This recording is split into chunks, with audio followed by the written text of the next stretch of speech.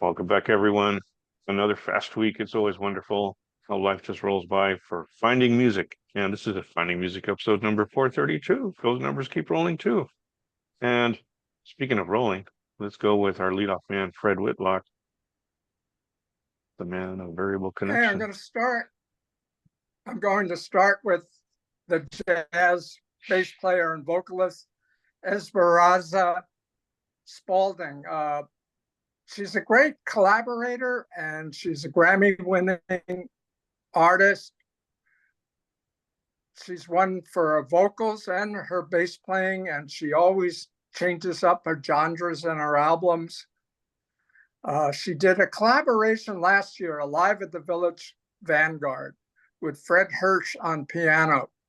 The two of them set the bars high and reached it. It starts off with a standard, but not for me. And the album is light and airy, but her voice shimmers, as well as great piano solos throughout the whole album. Someone pointed out, a critic pointed out, that Fred Hirsch's albums always come out in January, and they're usually forgotten by the jazz polls at the end of the year, but has an extraordinary career. And this collaboration shouldn't be missed if you like jazz, vocals, and piano. Her latest album is with MILTON Nascimento, and the 81 Brazilian artist shines on this album with her. I discovered him back in the late 70s. There was a 75 release, Native Dancer by Wayne Shorter, who introduced me to him. Friends turned me on this album later in the 70s. It's called Native Dancer. It's a great album. But this is not their first collaboration, because he appeared on one of her albums a few years ago, and now they've done a full album together. Most of the songs are sung in Portuguese. There's 16 tracks with some of his older songs, some of his classics done in new arrangements. It has that earthy sound. Lots of guest stars on here, including Paul Simon, Diane Reeves, Liana La Havas, and even Wayne Shorter's wife. In fact, she sings on the very last song, Carolyn Shorter. And this is a great album. This is a masterpiece, this album. I think it's one of the best albums of the year for me. And they do an amazing, mesmerizing version of A Day in the Life of, the Beatles song. It really, the arrangement just takes off. And for a collaboration of an 81-year-old singer and a 40-year-old singer, this really works. It works well. They worked at this to make it flow and really grab your ear. It's a joy for the ears and the heart, this album. Then coming back to the States, about 2018, there was a collaboration between Dave Alvin and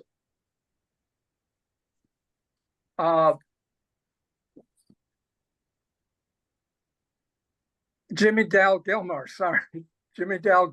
and they did an album called Downey to Lubbock, and Lubbock, Texas is the home of Buddy Holly. They paid homage to him. It's filled with blues, folk, country, R&B. It's mostly covers on this album.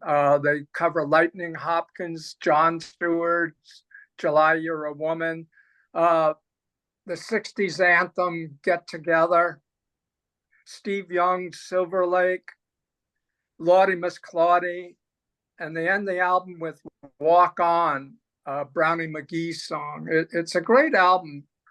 And then they came back this year with another collaboration between Gilmore and Alvin, and it's called Texicali. And it starts off with a Jimmy Gilmore song, Borderland. Again, it's filled with honky-tonk, blues, country, folk rock tunes. There's a homage to Al Wilson of Can Heat called Blind Al. That was his nickname.